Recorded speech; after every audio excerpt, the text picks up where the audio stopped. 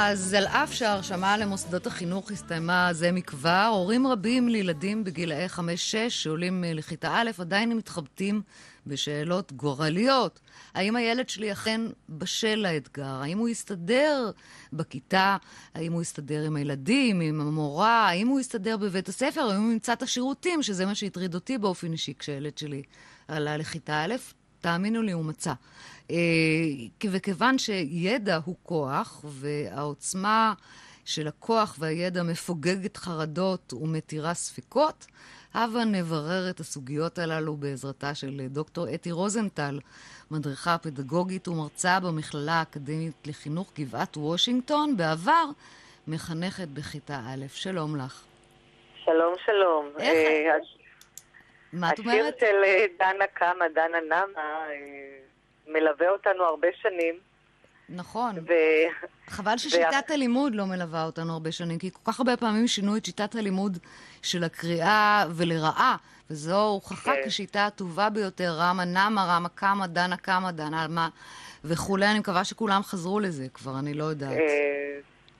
ברובם כן, אבל זה לא הנושא שלנו היום. נכון, אבל את יודעת, אני תמיד זורמת, גם עם, את יודעת, הדמיון החופשי, השיחה לאן שהיא הולכת, לאן שהיא מוליכה אותי היא הולכת, אבל באמת, למה המעבר, דווקא המעבר הזה מהגן לבית הספר, מעורר כל כך הרבה חרדה? ומי חרד בכלל? הילדים או ההורים שמתקשים לשחרר? החרדה אולי מועברת גם מההורים לילדים, וגם הילדים עצמם שומעים על כיתה א', על השלב שהם אמורים להיות בוגרים, אמורים להיות גדולים, יש הרבה ציפיות מהם, ולכן אני חושבת שגם הם חווים איזשהו סוג של חשש. העניין של בשלות ומוכנות ללמידה בחברה שלנו המערבית מקובלת שהיא מגיעה בגילאי 6-7. אבל בעצם המעבר הזה הוא מעבר שהוא מצריך מעבר מגן ילדים, שהאווירה והפעילות שם שונה במבנה, בהיצע של הפעילויות, למסגרת פורמלית, שילד נדרש... אפשר להגיד שהפעילות בגן היא יותר חופשית, הרבה פחות נוקשה. הרבה יותר מותאמת גיל, הרבה יותר עם מקום רחב, עם אפשרויות, מותאמת גם לסגנונות למידה שונים. ילד גן שצריך לעבור לאלף, צריך לשבת עם 35 עד 40... קודם כל לשבת. בואי נתחיל מלשבת. נכון, לשבת כמעט שעה במקום ובשקט, זה קשה. זה הרבה יותר משעה. היום פרקי הזמן של שיעור בבתי ספר הוא בערך שעה וחצי. אני לא הייתי יושבת, באוניברסיטה לא הצלחתי לשבת הרצאה שלמה. השיעורים הם בדרך כלל שיעורים של שעתיים, נטו שעה ו40. ומה עם ההפסקות? ההפסקות זה החלק הכי חשוב בבית ספר. הולכים לבית ספר בהתחלה כדי ללמוד לקרוא ואחד ועוד אחד, ואחר כך בשביל החברים. כן, אבל הילדים באלף מגלים את היופי שבהפסקה בהמשך. בהתחלה ההפסקה היא מאוד מאוד מאיימת. הם אמורים לצאת בעצם למסדרונות או לחצר. שדורסים אותם. שבדרך כלל לא מזמנת להם הרבה פעילויות, כמו שהם מכירים מקודם, עם הרבה ילדים בטווח גילאים הרבה יותר מהם. בבתי ספר רבים זה עד כיתה ו'.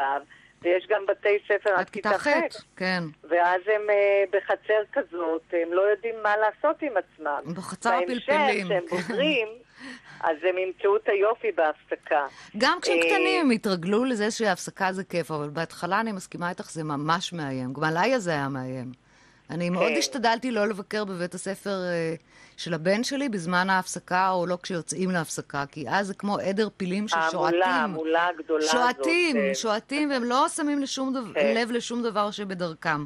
אבל איזה מיומנויות נדרשות, מלבד מיומנויות באמת פסיכולוגיות, בשלות רגשית מסוימת, מיומנויות קוגניטיביות, מיומנויות שפתיות, מיומנויות למידה. אז בעצם מי אפשר לומר ינואר, פברואר, גננות בגנים נדרשות להתחיל למפות את הילדים בגן שלהם, ולראות מי לדעתן לא מתאים או לא בשל לעלייה לכיתה א'. בואי נעשה את זה הפוך, מי כן בשל? הן מתמקדות בעצם בארבעה תחומים עיקריים. מי שבתחום הפיזי-מוטורי, התחום הקוגניטיבי, התפיסתי והשפתי, בתחום החברתי ובתחום הרגשי הוא מספיק חזק, הוא זה שאמור לעלות לכיתה א'. אנחנו בתחום של החינוך נוהגים להמשיל את ארבעת התחומים האלה לארבעה גלגלים של עגלה. אם כל ארבעת גלגלי העגלה מתגלגלים היטב, אז העגלה תיסע בקלות וביעילות. אבל אם אפילו אחד הגלגלים חורק או לא נוסע כהלכה, הנסיעה משובשת. אבל יש זמן, אם את מאבחנת את זה מראש, אז אולי יש זמן קצת לעבוד על הגלגל החורק. בדיוק. אם אנחנו יודעים כבר מראש מה הגלגל החלש, אנחנו יכולים לחזק אותו, אנחנו יכולים לשפר את איכות הנסיעה. אבל אם גם זה לא עוזר, אז יש אפשרות להורים, ומבחינתי זו אפשרות מבורכת, במיוחד אם הבעיה היא לא בעיה חולפת, היא לא בעיה שניתנת לתיקון מהותי, להשאיר את הילד שנה נוספת בגן עם הילדים. כמובן, בהתייעצות עם גורמים מוסמכים. אפשר להכריח הורה להשאיר ילד בגן שנה נוספת אם הגננת עומדת על כך שהילד ממש לא בשל וההורים משום מה מתביישים או חוששים ומעדיפים... בעיקרון לא. ההחלטה הסופית היא של ההורה. מהניסיון שלך, ההורים נוטים לקבל את הדעה של הגננת בנושא הזה? תראי, הנושא הזה הוא נושא מאוד מאוד רגיש. אני הייתי כ-20 שנה גם מחנכת בכיתות א' וגם אחראית על מנהלת של חטיבת צעירה וסגנית מנהלת בבית ספר, כך שבעניין הזה של לשבת עם הורים ולהודיע להם או לשוחח איתם את השיחה הזאת שאומרת יש בעיה, אנחנו צופים קושי במעבר לאלף, עשיתי הרבה פעמים במשך השנים האלה. ההורים חווים את זה כביקורת, כי הילד שלי לא מספיק טוב. ההורים חווים ככישלון אישי אפילו, במידה מסוימת. מה לא עשיתי טוב, או למה הילד שלי לא מוצלח, או לא מתאים. אם מבחינה גרפו-מוטורית למשל, הוא לא מספיק בשל, אז אין לזה שום קשר להורים, כמו להרבה דברים אחרים, הוא פשוט לא בשל פיזית, הרבה פעמים. כן, אבל בוא נגיד שאם גננת, אנחנו למשל בהכשרה בגבעת וושינגטון, אני גם מלמדת את הסטודנטיות לשים לב, וגם גננות כגננות מיומנויות בזה, לשים לב לבעיה של ילדים. אם יש לילד בעיה גרפו-מוטורית, גננת טובה צריכה לשים על זה, לתת על זה דגש, ולא לחכות אפילו למרץ נכון, כדי לעבוד, כדי שיהיה אפשר לעבוד על זה. גם לעבוד וגם להטריע בפני ההורים. שיחה כזאת עם ההורים יכולה להגיד גם, תשמעו, יש בעיה קוגניטיבית, או יש בעיה גרפו-מוטורית, או יש בעיה רגשית אפילו, אבל בואו נתחיל לטפל. תשמעי, אפשר לראות את זה כשילדים נמנעים מלצייר, נכון? מלעבוד על אותיות, כשמתחילים לכתוב קצת. פשוט נמנעים מהפעילות הזאת. זה מעורר חשד. ילדים שלא אוהבים ליצור, לא אוהבים... לעשות דברים בידיים. כן, אפילו לשבת ליד שולחן ציור. גם גננות רואות ילד שלא יודע להעתיק צורות בסיסיות, אולי לגזור או להדביק, אפילו את יודעת מה, לרכוב כפתורים או לפתוח אופסן, כל הדברים האלה צריכים להוות איזשהו אור אדום, ודווקא בתחום המוטורי, מוטוריקה עדינה, מוטוריקה גסה, הורים יכולים לעשות הרבה עם הילד בבית. נכון. הם לא צריכים לחכות רק לגננת, או למרפאה בעיסוק. אם יש בעיה, זה מחייב עבודה קשה מתמדת, לא חד פעמית. אמא שמכינה, או אבא, אנחנו בעד שוויון, ברור. שמכינים בצק לחלה, אופים, לתת ילד ללוש בצק, לתלות עטבי כביסה, לשחק בבוט עם הילד, בפלסטלינה, מקדמים בעצם מוטוריקה. מקדמים את המוטוריקה גם העדינה. ספונג'ה, אני בעד ספונג'ה. מה קורה לילד כשנשאר עוד שנה בגן? הוא מבשיל לפי הניסיון שלך?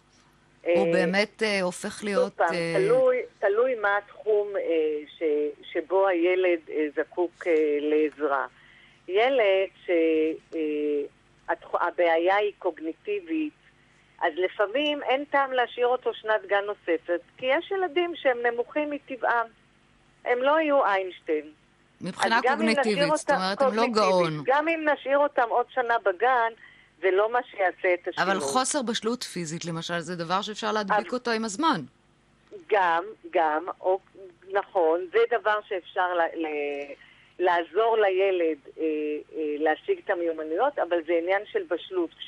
אם הוא לא מוכן, זה לא יקרה. אני יותר מודאגת, או יותר עודדתי הורים להשאיר ילדים שנת גן נוספת, כשהילד הייתה לו בעיה רגשית, שהיא הייתה בעיה מאוד מאוד מהותית. כי בשלות רגשית אומרת שבעצם ילד מגיע, עולה לאלף, בלי יכולת להתמודד עם מטלות, עם תסכולים, לעשות מה שלא מתחשק לו. מורה באלף אומרת ל-35-40 תלמידים, עכשיו מוציאים מחברת הדומה. לא בא לי, אני שמעתי, כן. הלא בא לי, הוא משהו שהורים מאוד מכירים. כשלא אומרים את זה בזמן, דהיינו בגיל הגן או בגילאים ממש צעירים, זה חוזר אחר כך ובגדול בגילאים שזה עוד פחות מקובל מאשר בגיל הגן. סתם זה במאמר מוסגר, זה לא עובר, שתדעו, אם לא מוצאים את זה בזמן, זה לא עובר. אז זאת אומרת, עכשיו, מה קורה... אנחנו אומרים, לא בא לי, לא בא לגן.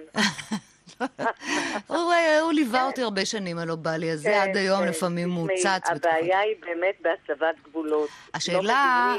שילדים רוצים וצריכים גבולות. וזה אחת מהדרכים שהורה שרוצה לקדם את הילד שלו לעלייה טובה לאלף, אם הוא לא עשה את זה עד כמה חודשים לפני, להתחיל לעשות, אף פעם לא מאוחר. כן, אפשר. בשבועיים האלה להתחיל, דרך אגב, תתחילו ללכת לישון מוקדם יותר ולקום מוקדם יותר, כי זה לא יקרה ביום. הם נדרשים לעמוד גם בזמנים. להתארגן, כושר התארגנות. להתארגן, לדעת להשתמש, לפתור בעיות, ליצור קשרים חברתיים, להתמודד בסיטואציות חברתיות שונות. זה דווקא טוב, כשילד נשאר עוד שנה בגן, הוא הופך להיות הגדול, ואז הנערץ, והוא יכול להיות מנהיג. תחשבו על זה. זה עדיין הפיך, זאת אומרת, אם פתאום התחרטתי והגעתי למסקנה שבכל זאת הייתי רוצה שהילד יישאר עוד שנה בגן, אני יכולה עכשיו לעשות משהו בעניין? לדעתי, אם את מאמינה מאוד שהעלייה לאלף תזיק לו, ילד שמגיע לאלף לא בשל, לא מוכן, חווה את התחלת הלימודים, שזה השלב הכי חשוב, בצורה הכי גרועה. אז אם את גם היום, נכון, יש ביוקרטיה ויש פרוצדורה. אבל אפשר להתעקש. אם את מאוד מאמינה, את יכולה להתעקש. זה חשוב. כמובן שכדאי להיות מגובים בחוות דעת, מקצועית, ברור. של פסיכולוג דידקטי, חינוכי. אבל אפשר לעשות את זה עדיין. זאת אומרת, טובת הילד היא יותר... טובת הילד. ואני ראיתי יותר מקרים של ילדים שנעשה להם נזק, שאלו אותם לא בזמן, כשהם לא היו בשלים לאלף, מאשר ילד שאולי טעו, אולי, והשאירו אותו שנת גן נוספת. הצבא לא בורח, האקדמיה מחכה. לא, רק זה עוד שנה לשחק, אתם לא יודעים כמה זה שווה, כי אחר כך... נכון, בהחלט. זהו. כן, עכשיו כדי אני מסכימה איתך. תעשו ביקור עם הילד שעולה לכיתה א' בבית הספר כמובן, לפני תחילת שנת הלימודים, בדרך כלל פוגשים את המחנכת. אני מאמינה שכל הגננות, את הילדים שלקחו לאלף, בדרך כלל זה חלק ממה שהמערכת עושה.